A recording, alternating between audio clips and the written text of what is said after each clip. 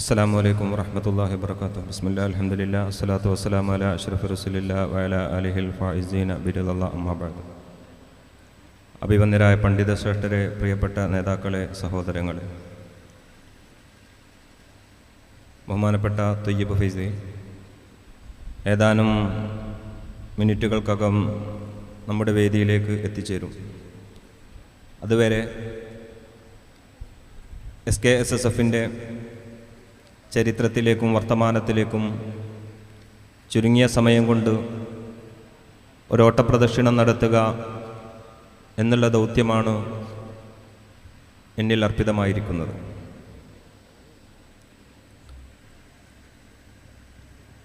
നാം നിലകൊള്ളുന്ന പ്രസ്ഥാനം കടന്നു വന്ന വഴികളെ സംബന്ധിച്ച് മനസ്സിലാക്കിയാൽ മാത്രമേ വരാനുള്ള ഭാവിയിൽ എത്ര ചടുലമായ പ്രവർത്തനം നമുക്ക് സാധ്യമാകും എന്ന് നമുക്ക് മനസ്സിലാക്കാൻ സാധ്യമാവുകയുള്ളൂ. ചരിത്രമെന്ന് പറയുന്നത് ഭാവിയിലേക്കുള്ള ഊർജമാണ്. ഇന്നലകളിൽ നാം അനുഭവിച്ചിരുന്ന കഷ്ടപ്പാടുകളും ദുരിതങ്ങളും പ്രയാസങ്ങളും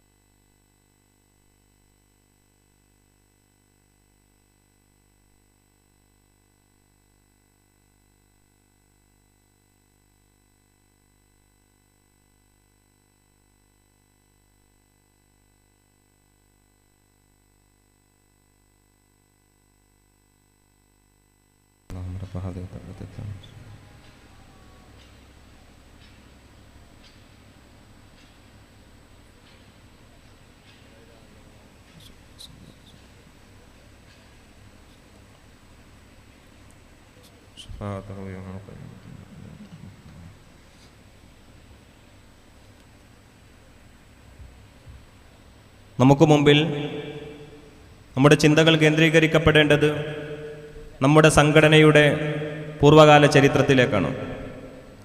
അതിൽ നിന്നാണ് ഭാവിയിലേക്കുള്ള ഊർജം നാം നേടിയെടുക്കേണ്ടത്. ടെക്നോളജി പുരോഗതി ദ്രുതഗതിയിൽ പ്രാപിച്ചുകൊണ്ടിരിക്കുന്ന കാലഘട്ടത്തിൽ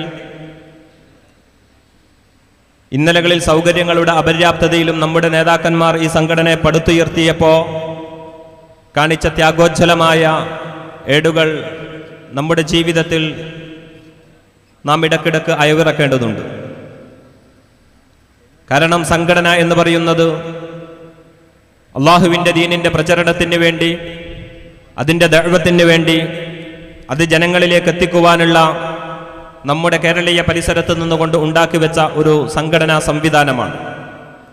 ഈ സംവിധാനം എത്രത്തോളം നാം ജനങ്ങളിലേക്ക് എത്തിക്കുന്നതിന് വേണ്ടി അല്ലെങ്കിൽ ഈ ഒരു ലക്ഷ്യത്തിന് വേണ്ടി ഉപയുക്തമാക്കി മാറ്റുന്നു എന്നതാണ് ഇവിടെ നാം ചർച്ചയ്ക്ക് വിധേയമാക്കേണ്ടത്.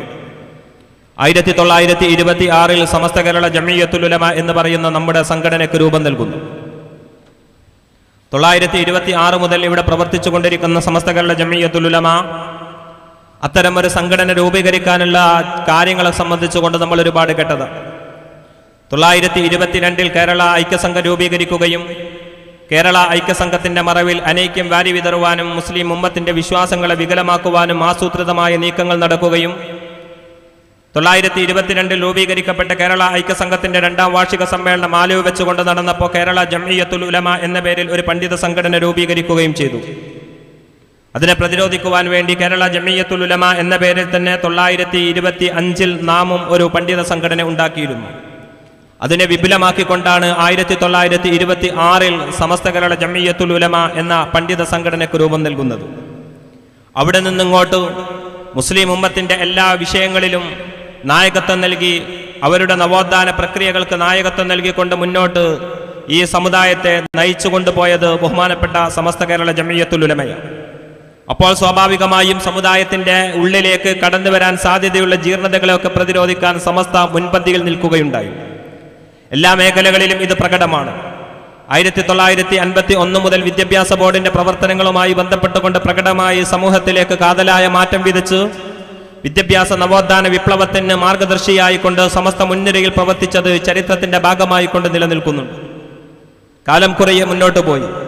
വിദ്യാഭ്യാസ ബോർഡിന്റെ പ്രവർത്തനങ്ങൾ കൊണ്ട് മാത്രം സമുദായത്തിന്റെ ഉള്ളിൽ വളർന്നു വരുന്ന പ്രതിരോധ പ്രവർത്തനങ്ങൾക്ക് മറയിടാൻ സാധിക്കാത്ത സാഹചര്യമുണ്ടായപ്പോൾ 1954 തുടക്കം കുറിച്ച സുന്നി യുവജന സംഘത്തിന്റെ പുരോഗതികളുമായി ബന്ധപ്പെട്ടുകൊണ്ട് രൂപീകരിക്കപ്പെട്ട സുന്നി യുവജന സംഘം എന്ന് പറയുന്ന പ്രസ്ഥാനം, അവിടെ നിന്ന് വീണ്ടും ചർച്ചകൾ പുരോഗതി പ്രാപിക്കുകയും സുന്നി യുവജന സംഘമുണ്ടായി. വിദ്യാഭ്യാസ പ്രവർത്തനങ്ങൾക്ക് വേണ്ടി സംഘടന രൂപീകരിച്ചു. ഇനി നമുക്ക് വിദ്യാർത്ഥികൾക്കിടയിൽ സംഘടന രൂപീകരിക്കപ്പെടേണ്ടതുണ്ട് എന്നുള്ള ചർച്ചകൾ കൊഴുത്തു വന്ന കാലഘട്ടം. കാരണം ഭൗതിക വിദ്യാലയങ്ങളിൽ അഥവാ മത പാഠശാലകൾക്ക് പുറത്തുള്ള പ്രൊഫഷണൽ വിദ്യാഭ്യാസ സ്ഥാപനങ്ങളിൽ മതം വികലമാക്കുവാനുള്ള ആശയധാരകളുമായി ചില നവീന കക്ഷികൾ കടന്നു വരികയുണ്ടായി. ഒരു ആൾ പഠനം നടത്തിക്കൊണ്ട് പ്രൊഫഷണൽ വിദ്യാഭ്യാസങ്ങൾ പൂർത്തിയാക്കിക്കൊണ്ട് പുറത്തു വരുന്ന ആളുകൾ അവർ സുന്നത്ത് ജമാഅത്തിലേക്ക് താല്പര്യപ്പെടാതെ വികല ആശയങ്ങൾ പേറിക്കൊണ്ട് നടക്കുന്ന ആളുകളായി മാറിവരുന്ന സാഹചര്യം ഇന്ത്യയുടെ അല്ലെങ്കിൽ കേരളത്തിന്റെ നമ്മുടെ പരിസരത്ത് നിന്നുകൊണ്ട് വ്യാപകമായി കടന്നു വരികയുണ്ടായി. ഭൗതിക വിദ്യാഭ്യാസം നേടിയെടുത്ത ആളുകൾ മതത്തിനോട് ആഭിമുഖ്യങ്ങൾ മറ്റൊരു രീതിയിൽ പ്രകടിപ്പിച്ചുകൊണ്ടിരിക്കുന്ന സുന്നത്ത് ജമാഅത്തിന്റെ ആശയങ്ങളോട് വല്ലാതെ വെറുപ്പും വിദ്വേഷവും പ്രകടിപ്പിക്കുന്ന അതിനോടൊരു പുച്ഛ മനോഭാവം പുലർത്തുന്ന ഒരു സാഹചര്യം സംജാതമായ സമയത്ത് മുസ്ലിം ഉമ്മത്തിന്റെ ഇടയിലേക്ക് ഇറങ്ങിച്ചെന്നുകൊണ്ട് അഹ്ലുസുന്നത്ത് വൽ ജമാഅത്തിന്റെ ആശയധാരകളിലൂടെ വിദ്യാർത്ഥി സമൂഹത്തെ വളർത്തിക്കൊണ്ട് സംഘടനാ പ്രവർത്തനങ്ങൾ നടത്തേണ്ടതുണ്ട് എന്നുള്ള ചർച്ചകൾ അക്കാലഘട്ടത്തിൽ പുരോഗതി പ്രാപിച്ചു. അങ്ങനെ 1973 രൂപം കൊണ്ട വിദ്യാർത്ഥി സംഘടന ഔദ്യോഗികമായി കൊണ്ട് അതിന്റെ അംഗീകാരം നൽകുന്നത് 1974 1974 ആദ്യമായി കൊണ്ട് സുന്നി സ്റ്റുഡൻസ് ഫെഡറേഷൻ എന്ന് പറയുന്ന സംഘടനക്ക് രൂപം നൽകുന്നത്. സുന്നി സ്റ്റുഡൻസ് ഫെഡറേഷന് രൂപം നൽകുന്നത് പട്ടിക്കാട് ജാമിഅ നൂരിയയിൽ വെച്ചുകൊണ്ടാണ്. ഉദ്ദേശ ലക്ഷ്യം എന്ന് പറയുന്നത് സുന്നത്ത് ജമാഅത്തിന്റെ അടിസ്ഥാനപരമായ ധാരയിലേക്ക് മുസ്ലിം ഉമ്മത്തിനെ ക്ഷണിച്ചു കൊണ്ടുവരാൻ, കലാലയങ്ങളിലേക്ക് ഇറങ്ങിച്ചെന്നുകൊണ്ട് വിദ്യാർത്ഥി സമൂഹത്തെ അച്ചടക്ക ബോധമുള്ള സുന്നത്ത് ജമാഅത്തിന്റെ പ്രവർത്തകരാക്കി മാറ്റാൻ അതിനുവേണ്ടി നായകത്വം നൽകുന്നത് ബഹുമാനപ്പെട്ട സയ്യിദ് ഹൈദർ അലി ശിഹാബ് തങ്ങൾ പ്രസിഡന്റും ബഹുമാനപ്പെട്ട ബഹാഉദ്ദീൻ മുഹമ്മദ് നദവി എന്ന് പറയുന്ന പട്ടിക്കാട് ജാമിഅ നൂരിയയിലെ അന്നത്തെ പ്രഗത്ഭനായ വിദ്യാർത്ഥി ബഹാഉദ്ദീൻ ഫൈലി, അദ്ദേഹം ജനറൽ സെക്രട്ടറിയുമായി കൊണ്ട് ബഹുമാനപ്പെട്ട സയ്യിദ് ഹൈദർ അലി ശിഹാബ് തങ്ങളും ഫൈലിയാണ്, ബഹുമാനപ്പെട്ട ബഹാഉദ്ദീൻ നദവിയും ഫൈലിയായിരുന്നു. ഇവരുടെ നേതൃത്വത്തിലാണ് ഈ പറയുന്ന സംഘടനക്ക് 1974 രൂപം നൽകുന്നത്. ഈ സുന്നി സ്റ്റുഡൻസ് ഫെഡറേഷൻ 1974 രൂപം നൽകുകയും ഈ പറയുന്ന രൂപത്തിലുള്ള പ്രവർത്തനങ്ങൾ നടത്തിക്കൊണ്ടുവരികയും ചെയ്തു. ദുരന്തമെന്ന് പറയട്ടെ, 1980കളോടുകൂടി ചില രാഷ്ട്രീയപരമായ നീക്കങ്ങളിലേക്ക് സംഘടനയെ നയിക്കുവാനുള്ള ആസൂത്രിതമായ നീക്കങ്ങൾ അക്കാലഘട്ടത്തിലെ യുവ നേതാക്കളെന്ന് അറിയപ്പെടുന്ന ചിലരുടെ മേഖലകളിൽ പ്രകടമാവുകയുണ്ടായി. അതിന്റെ ഭാഗമായി ചരിത്രത്തിൽ നമ്മൾ വായിച്ചെടുക്കുന്നത് 1979 സുന്നി യുവജന സംഘത്തെ രാഷ്ട്രീയവൽക്കരിക്കുവാൻ വേണ്ടി കോഴിക്കോട് ജില്ലാ കമ്മിറ്റിയുടെ നേതൃത്വത്തിൽ ബഹുമാനപ്പെട്ട സമസ്തക്ക് നൽകപ്പെട്ടതായ ഒരു നിവേദനമായിരുന്നു, അല്ലെങ്കിൽ ഒരു കത്തായിരുന്നു. SYSനെ രാഷ്ട്രീയ പാർട്ടിയാക്കി മാറ്റുകയോ അല്ലെങ്കിൽ സമസ്തക്ക് കീഴിൽ സ്വതന്ത്രമായ ഒരു രാഷ്ട്രീയ സംഘടന രൂപീകരിക്കുകയോ ചെയ്യണമെന്ന് പറഞ്ഞുകൊണ്ടായിരുന്നു ആ കത്തിൽ ഉണ്ടായിരുന്നത്.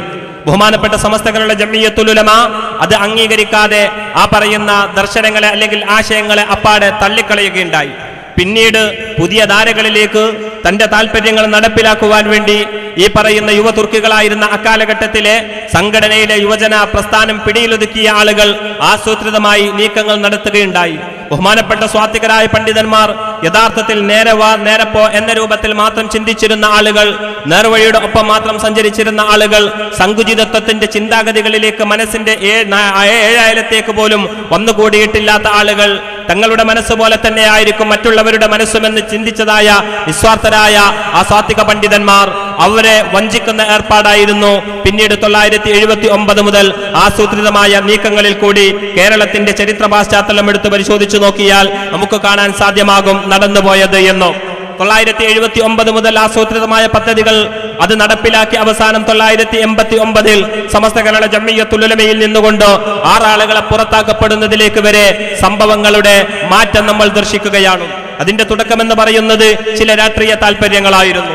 സംഘടനയെ രാഷ്ട്രീയവൽക്കരിക്കുവാനുള്ള നീക്കത്തിന്റെ ഭാഗമായി കൊണ്ട് ശ്രമങ്ങൾ നടത്തിയപ്പോ സമസ്ത കേരള ജംഇയ്യത്തുൽ ഉലമയുടെ സമുന്നതരായ പണ്ഡിതന്മാർ അതിനെ അംഗീകരിക്കാൻ തയ്യാറായില്ല.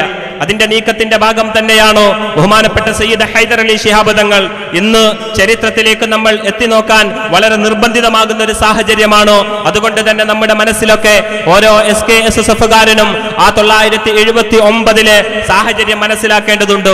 അനുഭവത്തിന്റെ തീച്ചൂളകളിൽ നിന്നുകൊണ്ട് അന്നത്തെ അക്കാലഘട്ടത്തിലെ ആക്ഷൻ കമ്മിറ്റിയുടെ തലപ്പത്ത് പ്രവർത്തിച്ചു കൊണ്ടിരുന്ന രൂപീകരണ കാലഘട്ടത്തിലെ വൈസ് പ്രസിഡന്റായിരുന്ന ബഹുമാനപ്പെട്ട തൊയ്യിബ് ഫൈലി ഉസ്താദ് ഏതാനും നിമിഷങ്ങൾക്കകം നിങ്ങളുമായി കൊണ്ട് സംവദിക്കാൻ കടന്നു വരുന്നത് കൊണ്ട് ആ ഭാഗത്തെ കാലത്തിലിറങ്ങാൻ ഞാൻ തുനിയുന്നില്ല. വർത്തമാനകാലവുമായി കൊണ്ട് കമ്പയർ ചെയ്തുകൊണ്ട് ചില വിഷയങ്ങൾ നിങ്ങളുടെ മുമ്പിലേക്ക് സമർപ്പിക്കാൻ മാത്രമാണ് ഈ സാഹചര്യത്തിൽ ഞാൻ താല്പര്യപ്പെടുന്നത്. 1979 അന്ന് പറയുന്ന സുന്നി സ്റ്റുഡൻസ് ഫെഡറേഷന്റെ തലപ്പത്തുണ്ടായിരുന്ന ബഹുമാനപ്പെട്ട സയ്യിദ് ഹൈദർ അലി ശിഹാബ് തങ്ങളെ മാറ്റേണ്ടതുണ്ട് അവർക്ക്. കാരണം തങ്ങൾ പ്രസിഡന്റ് സ്ഥാനത്ത് നിന്ന് തുടർന്നു കഴിഞ്ഞാൽ സ്വാഭാവികമായും ഇവരുടെ ഹിഡൻ അജണ്ടകൾ നടപ്പിലാക്കാൻ സാധ്യമാകുകയില്ല, ഇവരുടെ രാഷ്ട്രീയ താല്പര്യങ്ങൾ നടപ്പിൽ വരികയില്ല. അതിനുവേണ്ടി പാണക്കാട് സയ്യിദന്മാർക്കെതിരെ ബഹുമാനപ്പെട്ട പാണക്കാട് തങ്ങൾ കുടുംബത്തിനെതിരെ ചില നിർവേദനങ്ങൾ കിട്ടി എന്നുള്ള രൂപത്തിൽ അവരൊരു പ്രത്യേക വർക്കിംഗ് കമ്മിറ്റി വിളിച്ചു ചേർത്തുകൊണ്ട് ആസൂത്രിതമായി കൊണ്ട് സമർപ്പിക്കുകയായിരുന്നു. ബഹുമാനപ്പെട്ട സയ്യിദ് ഹൈദർ അലി ശിഹാബ് തങ്ങൾ അങ്ങനെയാണോ 1979 ഈ പറയുന്ന പ്രസ്ഥാനത്തിൽ നിന്നുകൊണ്ട് രാജിവെച്ചുകൊണ്ട് പുറത്തേക്ക് ഇറങ്ങി വരുന്നത്? SSFന്റെ പ്രഥമ പ്രസിഡന്റ് ഇന്ന് ജീവിച്ചിരിപ്പുണ്ട്. ബഹുമാനപ്പെട്ട സമസ്ത കേരള ജംഇയ്യത്തുൽ ഉലമയുടെ ഉപാധ്യക്ഷനാണ് അദ്ദേഹം. സമസ്ത കേരള ജംഇയ്യത്തുൽ ഉലമയുടെ ആശയാദർശങ്ങൾക്കനുസരിച്ചുകൊണ്ട് ഈ പ്രസ്ഥാനത്തിനെ നയിച്ചുകൊണ്ടിരിക്കുന്നവരാണ്. നമ്മളൊന്ന് മനസ്സിലാക്കേണ്ടത് അച്ചടക്കം എന്ന് പറയുന്നത് ഒരു വിദ്യാർത്ഥി പ്രസ്ഥാനത്തിന്റെ പ്രത്യേകതയാണ്. ഏറ്റവും പരമ പ്രത്യേകതയായിക്കൊണ്ട് നിലനിൽക്കുന്നത് ആ അച്ചടക്കമാണ്. ആ അച്ചടക്കം എത്രമേൽ SSF എന്ന് പറയുന്ന പ്രസ്ഥാനത്തിന് നഷ്ടപ്പെട്ടു എന്നുള്ളത് ബഹുമാനപ്പെട്ട അക്കാലഘട്ടത്തിലെ പ്രസ്ഥാനത്തിന്റെ പ്രസിഡന്റ് ആയിരുന്ന സയ്യിദ് ഹൈദർ അലി ശിഹാബ് തങ്ങളുടെ രാജി നമുക്ക് മുമ്പിൽ വരച്ച് കാണിച്ചു തരുന്നുണ്ട്. അങ്ങനെ 1979 സമസ്ത കേരള ജംഇയ്യത്തുൽ ഉലമയുടെ കീഴടകങ്ങളായി പ്രവർത്തിച്ചു കൊണ്ടിരുന്ന SSF അന്നും SSFനെ ഔദ്യോഗികമായി കൊണ്ട് ഈ പറയുന്ന രൂപത്തിൽ ഔദ്യോഗിക കീഴടകമായി കൊണ്ട് അംഗീകരിച്ചിരുന്നില്ല. SSFനെ ഔദ്യോഗിക കീഴടകമായി കൊണ്ട് സമസ്ത കേരള ജംഇയ്യത്തുൽ ഉലമ അംഗീകരിച്ചിരുന്നില്ല. ഇന്നും ഈ അടുത്ത കാലഘട്ടത്തിൽ പുറത്തിറങ്ങിയ ഒരു സുവനീറിൽ വായിച്ചെടുക്കാൻ സാധിച്ചിട്ടുള്ളത് ഈ അടുത്ത കാലഘട്ടത്തിൽ മരണപ്പെട്ടു പോയ പാറന്നൂർ മൊയ്തീൻകുട്ടി മുസ്ലിയാർ എന്ന് പറയുന്ന കാന്തപുരം വിഭാഗത്തിന്റെ നേതാവ് എഴുതിയ ഒരു ലേഖനത്തിൽ പറഞ്ഞിട്ടുള്ളത് SSFനെ ഔദ്യോഗികമായിട്ട് ഇപ്പോഴും അംഗീകരിച്ചിട്ടില്ല എന്ന് തന്നെയാണ്. സുന്നി വോയിസ് എന്ന് പറയുന്ന അവരുടെ ഒരു പ്രസിദ്ധീകരണത്തിൽ അത് വായിച്ചെടുക്കാൻ സാധ്യമാകും. അത്തരം ഒരു മേഖലകളിലേക്ക് കൂടുതൽ ഇറങ്ങിക്കൊണ്ടുള്ള ചർച്ചയിലേക്ക് പോകുവാനുള്ള ഒരു വേദിയല്ലാത്തതിനാൽ ഞാൻ മുദ്രികയല്ല. പറഞ്ഞു വന്നത് ഇവരുടെ നീക്കുകളെ സംബന്ധിച്ചുകൊണ്ട് അല്ലെങ്കിൽ ഇവരുടെ നീക്കങ്ങളെ സംബന്ധിച്ചും ഇവരുടെ പോക്കുകളെ സംബന്ധിച്ചും വ്യക്തമായി ധാരണയുള്ള ബഹുമാനപ്പെട്ട സമസ്ത കേരള ജംഇയ്യത്തുൽ ഉലമയുടെ പണ്ഡിതന്മാർ SSFനെ അക്കാലഘട്ടത്തിൽ തന്നെ ഔദ്യോഗിക കീഴടകമായി കൊണ്ട് അംഗീകരിക്കുകയോ ആ രൂപത്തിലുള്ള ഒരു സ്ഥാനമാനങ്ങൾ നൽകുകയോ ചെയ്തിരുന്നില്ല സാധിച്ചിരുന്നില്ല. കാരണം പിൽക്കാലഘട്ടത്തിൽ വരാനുള്ളതിനെ സംബന്ധിച്ചുകൊണ്ട് ആക്രാന്തദർശികളായ പണ്ഡിതന്മാർക്ക് മനസ്സിലാക്കാൻ സാധിച്ചിട്ടുണ്ടായിരുന്നു എന്ന് ചുരുക്കം. അങ്ങനെ 79 മുതൽ തുടങ്ങിയ ആസൂത്രിതമായ നീക്കത്തിന്റെ ഭാഗം വളരെ വിപ്ലവാത്മകമായി കൊണ്ട് സമൂഹത്തിൽ ദർശിക്കുവാൻ വേണ്ടി തുടങ്ങി. അതിന്റെ പരിണിത ഫലങ്ങളാണല്ലോ 1980 മുതൽ നമ്മൾക്ക് കാണുവാൻ സാധിക്കുന്നുണ്ട്. 989 ഇവരെ പുറത്താക്കപ്പെടുന്നത് വരെ നീണ്ട ചരിത്രങ്ങൾ സംഘർഷ കലുഷിതമായിരിക്കുന്ന അല്ലെങ്കിൽ പ്രശ്നപങ്കിലമായിരിക്കുന്ന ആസൂത്രിതമായ നീക്കങ്ങളുടെ പരിണാമഗതികൾ ഓരോ മഹലിലും ദർശിക്കുവാൻ വേണ്ടി സാധ്യമായിട്ടുണ്ട്. അതിന്റെ നിമിത്തങ്ങളായിക്കൊണ്ട് ചില സമ്മേളനങ്ങളും അതുപോലെ തന്നെ ചില പ്രവർത്തനങ്ങളും മാറി എന്നുള്ളത് എറണാകുളം സമ്മേളനത്തിന്റെ ചരിത്രം നമുക്ക് മുമ്പിൽ സാക്ഷിയാണ്. സമയക്കുറവ് കൊണ്ട് ആ ഭാഗത്തേക്ക് ഞാൻ കടന്നു വരുന്നില്ല. എന്റെ പ്രിയപ്പെട്ട സഹോദരങ്ങളെ, അങ്ങനെ സമസ്തയിൽ നിന്നുകൊണ്ട് ഈ പറയുന്ന വിഭാഗത്തിലെ ആസൂത്രിതമായി കൊണ്ട് സുന്നി സ്റ്റുഡൻസ് ഫെഡറേഷൻ എന്ന് പറയുന്ന ഒരു സംഘടന വഴിമാറി സഞ്ചരിക്കാൻ ഇറങ്ങിയതായ സാഹചര്യത്തിൽ യഥാർത്ഥത്തിൽ സമസ്തയെ സ്നേഹിച്ചുകൊണ്ടിരിക്കുന്ന സമസ്ത കേരള ജംഇയ്യത്തുൽ ഉലമയുടെ കീഴിൽ പ്രവർത്തിച്ചു കൊണ്ടിരിക്കുന്ന ആളുകൾ അവർ ഒരുമിച്ച് കൂടിക്കൊണ്ട് ഒരു സംഘടനയ്ക്ക് രൂപം നൽകി. അതായിരുന്നു SSF ആക്ഷൻ കൗൺസിൽ. ആ ആക്ഷൻ കൗൺസിലിന്റെ കീഴിലായിക്കൊണ്ട് പ്രവർത്തനങ്ങൾ നടത്തുകയും ആ പ്രവർത്തനത്തിന്റെ പരിണിത ഫലമായി കൊണ്ട് പലരുടെയും പ്രവർത്തനങ്ങളെ തടയിടുവാൻ സാധിച്ചു എന്നുള്ളത് അഭിമാനപൂർവ്വം നമ്മുടെ നേതാക്കന്മാർ നമ്മളോട് പറഞ്ഞു വന്ന ചരിത്രമാണ്. SSFന്റെ ചരിത്രത്തിന്റെ താളങ്ങളിൽ നിന്നുകൊണ്ട് SKSSFിലേക്കുള്ള പ്രയാണത്തിന്റെ ഇടയിൽ ആക്ഷൻ കൗൺസിലിന്റെ ചരിത്രം നമ്മൾ വായിച്ചെടുക്കേണ്ടതുണ്ട്. ഈ ആക്ഷൻ കമ്മിറ്റി ഈ പറയുന്ന രൂപത്തിലുള്ള പ്രവർത്തനങ്ങൾ നടത്തിയത് കൊണ്ടാണ് സത്യത്തിൽ ഈ വിദ്യാർത്ഥി സമൂഹത്തിന്റെ ഇടയിലേക്ക് അല്ലെങ്കിൽ പൊതുസമൂഹത്തിന്റെ ഇടയിലേക്ക് SSFന്റെ കടന്നുവരവിന് അല്ലെങ്കിൽ ആ വിഭാഗത്തിന്റെ സമുദായത്തിന്റെ ഇടയിലേക്ക് ശിഥിലീകരണ പ്രവർത്തനത്തിന് നേതൃത്വം നൽകിയിരുന്ന ആളുകളുടെ കുടിലതകൾ തടഞ്ഞു നിർത്താൻ സാധിച്ചത്. അക്കാലഘട്ടത്തിൽ SSF ആക്ഷൻ കൗൺസിലിന് നേതൃത്വം നൽകിയിരുന്ന പിൽക്കാലഘട്ടത്തിൽ SKSSFന് നേതൃത്വം നൽകിയ നമ്മുടെ മഹാരഥന്മാരായ ആളുകളുടെ ബഹുമാനപ്പെട്ട കണ്ണിയത്ത് ഉസ്താദിനെയും ബഹുമാനപ്പെട്ട ശംസുൽ ഉലമയെയും ബഹുമാനപ്പെട്ട പാണക്കാട് സയ്യിദന്മാരെയും സ്നേഹിക്കുന്ന ആ മഹത്തുക്കളായ ആളുകളുടെ പ്രവർത്തനത്തിന്റെ ഫലമായിരുന്നു എന്ന് നമുക്ക് മനസ്സിലാക്കേണ്ടതുണ്ട്. ഇന്നും ചില ഏഴാം കൂലികളല്ലാതെ അല്ലെങ്കിൽ അവർ പോറ്റി വളർത്തിക്കൊണ്ടിരിക്കുന്ന അവരിൽ നിന്നുകൊണ്ട് എന്തെങ്കിലും ആനുകൂല്യം പറ്റുന്ന ആളുകളല്ലാതെ ആ പ്രസ്ഥാനത്തിന് ഇല്ല എന്നുള്ളത് പൊതുസമൂഹത്തിന്റെ ചരിത്രം എടുത്ത് വായിച്ചു നോക്കിയാൽ നമുക്ക് മനസ്സിലാക്കാൻ സാധ്യമാകുന്ന വസ്തുതയാണ്. ഈ ചരിത്രത്തിന്റെ താളുകളിൽ നിന്ന് നമ്മൾ മനസ്സിലാക്കിയെടുക്കേണ്ടത്, എന്റെ പ്രിയപ്പെട്ട സഹോദരന്മാരെ, ആ കാലഘട്ടത്തിൽ ആ രൂപത്തിലുള്ള പ്രതിരോധ പ്രവർത്തനങ്ങൾക്ക് നായകത്വം നൽകുകയും പിന്നീട് ഈ പറയുന്ന പ്രസ്ഥാനത്തിന് രൂപം നൽകുകയും ചെയ്തു. ഒരുപാട് ഹൃദയസ്ഥിർക്കായ അല്ലെങ്കിൽ ആ തീച്ചൂളയിൽ വളർന്നു വന്ന പ്രസ്ഥാനത്തിന്റെ അനുഭവങ്ങൾ പങ്കുവെക്കുവാനുള്ള ആളുകൾ ബേക്കിലിരിക്കുന്നത് കൊണ്ട് പറയുവാനുള്ള അർഹതക്കുറവ് ചരിത്രത്തിൽ നിന്നുകൊണ്ട് വായിച്ചെടുത്തത് മാത്രമാകയാൽ ഞാൻ ആ ഭാഗത്തിലേക്ക് പോകുന്നില്ല. നമ്മുടെ രണ്ടാമത്തെ ഭാഗത്തിലേക്ക് പ്രവേശിക്കുകയാണ്. തയ്യിബ് ഫൈൽ കടന്നു വന്നിട്ട് ഇൻഷാ അല്ലാഹ് ആ ഭാഗത്തിലേക്ക് പ്രവേശിക്കുമെന്ന് ഞാൻ പ്രതീക്ഷിക്കുകയാണ്. SKSSF ഈ ചരിത്രത്തിൽ നിന്നുകൊണ്ട് പുതുതലമുറയുടെ പ്രതീക്ഷക്കൊപ്പം എങ്ങനെ നീങ്ങാം എന്നുള്ളതിലേക്കാണ് നമ്മുടെ ചിന്തകൾ കടന്നു പോവേണ്ടത്. നമുക്കറിയാം, ആ കാലഘട്ടത്തിലെ ചരിത്രം എടുത്ത് പരിശോധിച്ചു നോക്കിയാൽ സഞ്ചരിക്കാൻ സംസ്ഥാന കമ്മിറ്റിക്ക് പോലും ഒരു വാഹനമില്ലാതെ തങ്ങളുടെ പ്രവർത്തനങ്ങൾ മറ്റുള്ളവരിലേക്ക് എത്തിക്കുവാനുള്ള കമ്മ്യൂണിക്കേഷൻ സാധ്യതകളില്ലാത്ത ഒരു കാലഘട്ടം. അവിടെ നിന്നുകൊണ്ട് ഇങ്ങോട്ട് മാറി എത്രമേൽ സൗകര്യങ്ങളാണ് ഇന്ന് നമുക്ക് മുമ്പിലുള്ളത് എന്ന് നാം കൂട്ടി വായിക്കേണ്ടതുണ്ട്. സൗകര്യങ്ങൾ കുമിഞ്ഞുകൂടിക്കൊണ്ടിരിക്കുന്നതിനനുസരിച്ച് നാം അലസന്മാരായി മാറിക്കൊണ്ടിരിക്കുന്നു. എത്രമേൽ ഒരു വിവരം മറ്റുള്ളവർക്ക് എത്തിക്കുവാൻ വേണ്ടി തപാൽ സമ്പ്രദായമല്ലാതെ മറ്റൊന്നുമില്ല. ഒരു കത്തെഴുതിയിട്ട് ആ കത്തിന് മറുപടി കിട്ടിയിട്ട് അതിന് ആശയവിനിമയം നടത്തിയിട്ട് വേണം സംഘടനാ സംവിധാനങ്ങൾ നടപ്പിലാക്കുവാൻ. ഇന്നവിടെ നിന്ന് മാറി ഞൊടിയിടയിൽ ഞാൻ ഇവിടെ നിന്നുകൊണ്ട് ടൈപ്പ് ചെയ്ത് കഴിഞ്ഞാൽ വാട്സാപ്പിലൂടെ അല്ലെങ്കിൽ മറ്റേതെങ്കിലും മെസഞ്ചർ സംവിധാനത്തിലൂടെ നിങ്ങളുമായി കൊണ്ട് ഞൊടിയിടയിൽ ആശയവിനിമയം നടത്താൻ നിങ്ങൾ എവിടെയായിരുന്നാലും ശരി. ഇന്ന് SKICERന്റെ സമസ്ത കേരള ഇസ്ലാമിക് ക്ലാസ് റൂമിന്റെ ലൈവിലൂടെ ഇത് പലരും വീക്ഷിച്ചു കൊണ്ടിരിക്കുകയാണ്. അതുപോലെ വിവിധങ്ങളായ സംവിധാനങ്ങൾ ഉപയോഗിച്ചുകൊണ്ട് ഇത് ലോകത്തിന്റെ വിവിധ മൂലകളിൽ നിന്നുകൊണ്ട് വീക്ഷിച്ചു കൊണ്ടിരിക്കുകയാണ്. എത്രമേൽ സുഖമാണ് നമ്മുടെ ഈ ആശയങ്ങൾ മറ്റൊരു ലെവലിലേക്ക് എത്തിക്കുന്നതിന് വേണ്ടി എന്നുള്ളത് നമ്മൾ മനസ്സിലാക്കേണ്ടതുണ്ട്. ഈ ഒരു ചരിത്ര പശ്ചാത്തല സമയമായി ബഹുമാനപ്പെട്ട തയ്യിബ് ഫൈലി ഉസ്താദ് നമ്മുടെ വേദിയിലേക്ക് കടന്നു വരിക.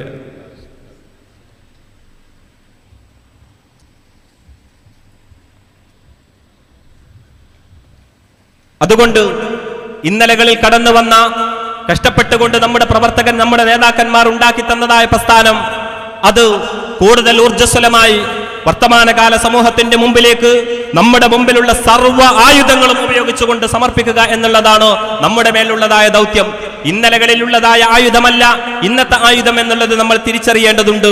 വർത്തമാനകാല സാഹചര്യങ്ങളെ ഇന്നത്തിന്റെ ദഅവത്തുമായി ബന്ധിപ്പിച്ചുകൊണ്ടാണ് നമ്മൾ പ്രവർത്തന ഗോതയിലേക്ക് ഇറങ്ങേണ്ടത്. ഒരു കാലഘട്ടത്തിൽ പ്രബോധനത്തിന് വേണ്ടി പറഞ്ഞ ആയുധങ്ങളല്ല ഇന്ന് നാം ഉപയോഗിക്കേണ്ടത്. ഓരോ കാലഘട്ടങ്ങളിലേക്കും കടന്നു വന്നതായ പ്രവാചകന്മാരോട് പ്രബോധന പ്രവർത്തനങ്ങൾക്ക് വേണ്ടി ഉപയോഗിക്കാൻ പറഞ്ഞിട്ടുള്ളത് ആ കാലഘട്ടത്തിലെ ഉപകരണങ്ങളും ആയുധങ്ങളുമായിരുന്നു എന്നുള്ളത് ചരിത്രത്തിന്റെ താളുകൾ നമ്മൾ വായിച്ചെടുക്കുമ്പോൾ മനസ്സിലാക്കാൻ സാധ്യമാകുന്നുണ്ടോ? അത് ചേർത്ത് വായിച്ചുകൊണ്ടാവണം ഈ ഇൻഫർമേഷൻ ടെക്നോളജി യുഗത്തിൽ എത്രമേൽ ജാഗ്രതയോടുകൂടിയായിരിക്കണം നമ്മൾ സംഘടനാ സംവിധാനങ്ങൾ രൂപീകരിക്കേണ്ടത് എന്നോ ഈ പ്രതീക്ഷകളെ ഏത് രൂപത്തിലാണ് സമൂഹത്തിന്റെ മുമ്പിലേക്ക് സംവദിക്കേണ്ടത് എന്നോ ചരിത്രത്തിന്റെ താളുകൾ വായിച്ചെടുത്തുകൊണ്ട് നമുക്ക് ഭാവിയെ എത്രമേൽ ബാസുരമാക്കി തീർക്കാമെന്നുള്ള ഒരു പ്രതിജ്ഞ നമ്മുടെ മനസ്സിന്റെ അകത്തളങ്ങളിലേക്ക് കടത്തി വെച്ചുകൊണ്ടായിരിക്കണം നമ്മുടെ ഓരോ പ്രയാണങ്ങളും. സമയം കവർന്നെടുക്കുവാൻ ഞാൻ ആഗ്രഹിക്കുന്നില്ല. ബഹുമാനപ്പെട്ട ത്വയ്യിബ് ഫൈലിക്ക് വേണ്ടി തൽക്കാലം ഞാൻ വഴിമാറുകയാണ്. ദുആ വസിയത്തോടെ അസ്സലാമു അലൈക്കും വറഹ്മത്തുള്ളാഹി വബറകാതുഹു.